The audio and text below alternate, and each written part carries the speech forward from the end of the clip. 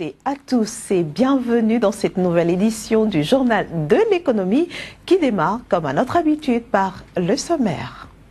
Au sommaire de cette édition, la baisse des prix des produits pétroliers au Cameroun. La mesure est effective depuis le 1er janvier 2016.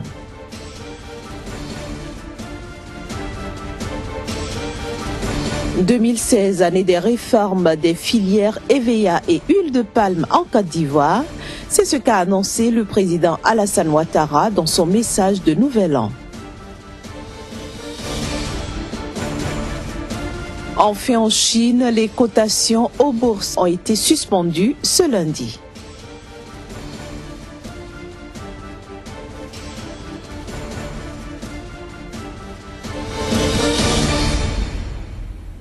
Voilà donc pour le sommaire de ce nouveau numéro du Journal de l'économie.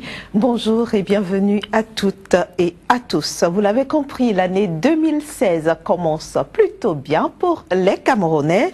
Depuis le 1er janvier, en effet, les prix des produits pétroliers ont enregistré une légère baisse dans le pays. La mesure avait été annoncée la veille par le président Paul Biya. C'était lors de son adresse à la nation.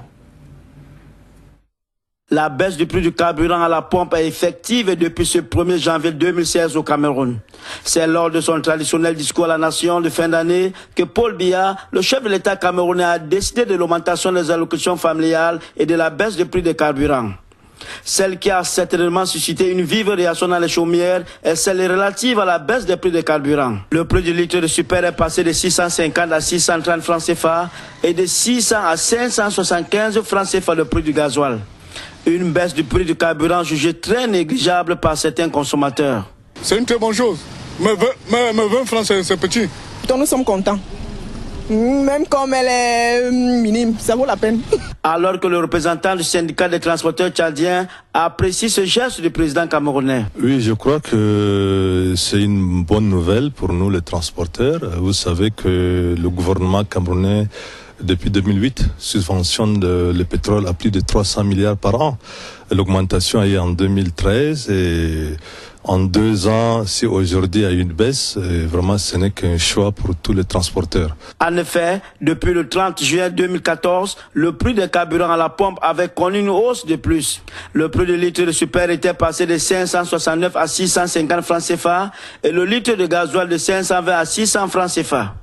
Quant au prix du litre de pétrole lampant, qui concerne les populations les plus défavorisées, le prix est resté inchangé à hauteur de 350 francs CFA. C'est sans aucun doute la baisse du prix du baril du pétrole caractérisée ces temps par une chute record dans le monde qui justifie la baisse du litre de carburant à la pompe décidée par Paul Biya, le chef de l'État camerounais. En Côte d'Ivoire, l'année 2016 est placée sous le signe des grandes réformes, notamment en ce qui concerne les filières EVEA et huile de palme.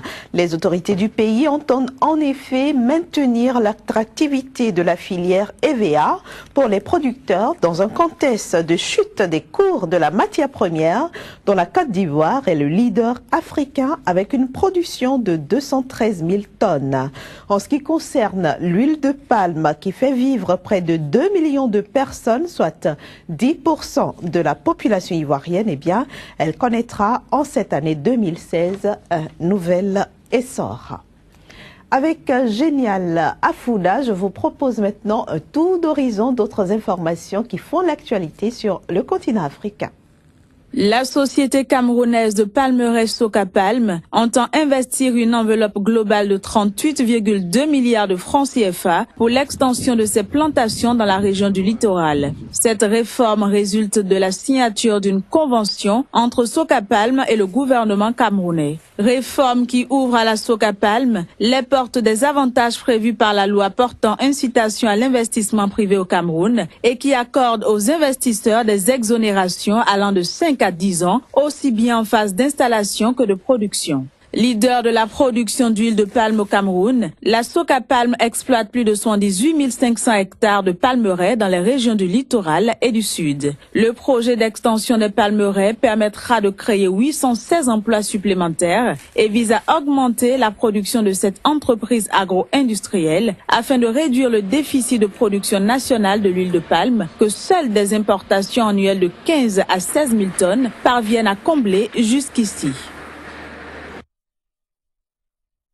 39,1 milliards de francs CFA, ainsi s'élève le financement qu'entend accorder la Banque africaine de développement au secteur énergétique sénégalais. Un portefeuille qui permettra la mise en place d'un barrage hydroélectrique de 128 MW à Sambangalou dans la région de Kédougou et l'installation d'un réseau de transmission de l'énergie. Le réseau s'étendra sur 1677 km et sera constitué de lignes haute tension de 225 kV et de 15 postes de transformation. Ce financement de la BAD s'inscrit dans le cadre de son appui à la mise en œuvre des projets du Plan Sénégal émergent, notamment dans les domaines de l'énergie. Les travaux de construction du barrage et du réseau de transmission devraient être achevés au plus tard en 2018. Ces infrastructures constituent un pan du projet énergie de l'Organisation pour la mise en valeur du fleuve Gambie, dont la troisième composante est le barrage de Caleta de 240 MW construit en Guinée.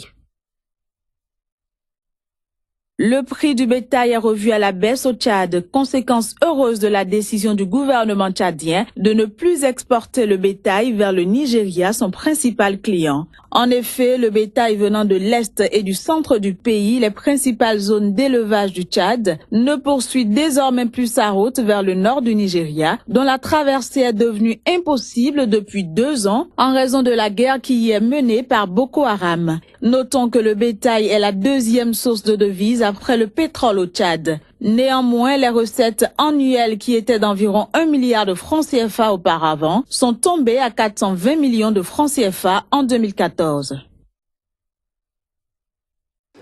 Les dernières prévisions du Fonds monétaire international révèlent que l'année 2016 sera marquée par des taux en hausse et un dollar plus fort. Une situation qui pourrait conduire à des défauts de paiement de la part d'entreprises et se propager dangereusement aux banques puis aux États. Toujours selon le FMI, la croissance mondiale au cours de cette année sera décevante et inégale, notamment en raison de la faible productivité, de la population vieillissante et des conséquences de la crise financière mondiale qui freinent la croissance. Autre situation susceptible d'impacter négativement sur la croissance mondiale, la chute des cours des matières premières, le ralentissement de la croissance chinoise ou encore les effets négatifs de la remontée des taux d'intérêt américains sur les économies émergentes endettées en dollars. Actualité hors du continent africain à présent, après une chute de 7% ce lundi matin, eh bien les cotations aux bourses chinoises ont été arrêtées. Cette chute est consécutive à la publication de mauvais indicateurs sur l'économie chinoise. Elle survient alors que l'activité manufacturière s'est de nouveau contractée dans le pays en décembre pour le 5e mois consécutif. La suspension décidée ce lundi vise notamment à enrayer la forte volatilité des cours et d'éviter que ne se répète le spectaculaire crash de l'été dernier. Une petite pause à présent et nous allons recevoir notre invité du jour. Il s'agit bien sûr de Kazmik Pédior du quotidien L'économiste qui paraît à Cotonou au Bénin. Et je le disais, nous allons recevoir donc Kazmik Pédior. Bonjour. Bonjour Inès. J'espère que vous avez bien commencé la nouvelle année. Bien sûr, j'espère aussi que vous avez bien fait. Ben oui, et nous sommes ravis de retrouver les téléspectateurs et de vous retrouver également pour nous parler ce matin de l'UEMOA, notamment des perspectives économiques de cet espace. Pour l'année 2016, vous prévoyez une croissance plutôt vigoureuse. Bien sûr, Inès, 2016 va hériter des embellis de 2014 et de 2015 en termes de croissance au niveau de la sous-région, notamment des 8 pays que compte l'UEMOA. Et donc, donc pour le compte de 2016, on va noter beaucoup plus une progression au niveau de certains facteurs économiques au niveau de ces pays-là, notamment au niveau de l'agriculture, au niveau de l'hydrocarbure et également au niveau des secteurs du secteur des finances, notamment les banques et assurances. Donc voilà un peu 2016, comment est-ce que les 8 pays de l'UEMOA vont se comporter pour le compte des populations et aussi des pays. Et quels sont les facteurs favorables de cette belle perspective pour l'UEMOA? Alors il faut dire que même si les 8 pays de l'UEMOA couvre une certaine risque, fragilité au niveau de la politique interne des nations, il faut quand même dire que on a noté au cours des 2 dernières années une certaine stabilité politique, notamment avec certaines élections qui ont eu lieu au sein de certains pays comme la Côte d'Ivoire, qui aujourd'hui est la locomotive de l'économie au sein de l'UEMOA. On a également le Burkina Faso qui sort des élections avec un certain résultat positif. On a le Togo également qui a terminé ses élections présidentielles. Il y a le Bénin qui s'annonce. Donc, tous ces facteurs font aujourd'hui que le risque politique ne viendra pas impacter négativement l'économie de la sous-région. Il y a également, de l'autre côté, même si ce n'est pas un pays de l'UEMOA, mais c'est un pays voisin de l'UEMOA, le Nigeria aujourd'hui qui marque une certaine stabilité politique, même si le Boko Haram continue par dicter sa loi dans ce pays. Ces facteurs aujourd'hui font que, politiquement parlant, l'économie ne va pas trop souffrir de certaines affres qui ne vont pas forcément arranger l'économie. Je suppose que chaque pays de l'UEMOA va devoir travailler suffisamment pour maintenir le cap.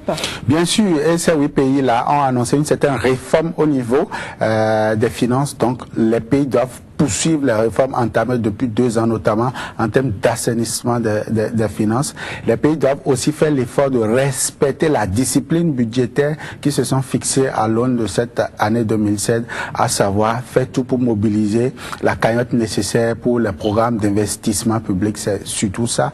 Et donc, faire tout possible pour que le PIB soit, le ratio PIB soit équivalent à ce que 2015 et 2014 ont été. Alors tous ces facteurs-là, lorsque vous les mettez et que on affiche une certaine volonté politique, c'est que forcément les 8 pays de l'UEMOA pourront tirer quand même une certaine aisance économique au cours de 2016. Alors quelle doit être justement la part de responsabilité de l'institution dans cette discipline macroéconomique en général?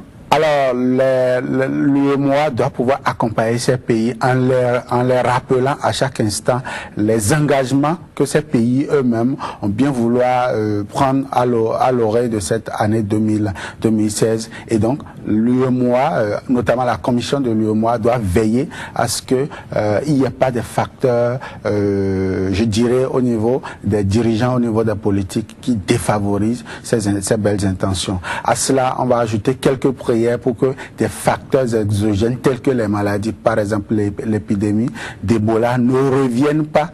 Bien vrai, il y a la Guinée qui a tourné définitivement dos à cette pandémie-là. Donc, désormais, on va prier beaucoup plus pour qu'on n'ait pas d'autres foyers de cette crise-là. Donc, tout ceci, lorsqu'on pourra atteindre, je crois que l'UEMOA pourra bien conseiller ces pays. Très rapidement, Kazmik Pedjor, que pensent les partenaires techniques et financiers de tout ça? Alors déjà, à la fin du dernier trimestre, ils ont apprécié ces intentions, notamment au niveau de l'assainissement des finances publiques. Il y a le FMI, par exemple, qui a félicité un certain nombre de pays, dont la Côte d'Ivoire, qui est le moteur. Il y a le Sénégal également, qui a annoncé de très belles performances, surtout au niveau de l'agriculture. Donc, tout ceci, avec un peu d'effort, un peu de volonté politique, je crois que les partenaires pourront davantage accompagner les pays de l'UEMOA. Certes, ce n'est pas de ces fonds-là que forcément nos pays ont besoin pour leur développement, mais c'est déjà pas mal pour pouvoir compter sur ces fonds et développer 2016. Merci beaucoup, Kazmik Pedjor. Nous sommes déjà à la fin de notre entretien. On va se dire à demain. Bien sûr. Chers amis téléspectateurs, vous l'avez compris, nous sommes à la fin de ce numéro du Journal de l'économie. Ce fut un plaisir d'avoir passé ces quelques minutes en votre compagnie. On se dit à demain pour une autre édition du Journal de l'économie. Au revoir.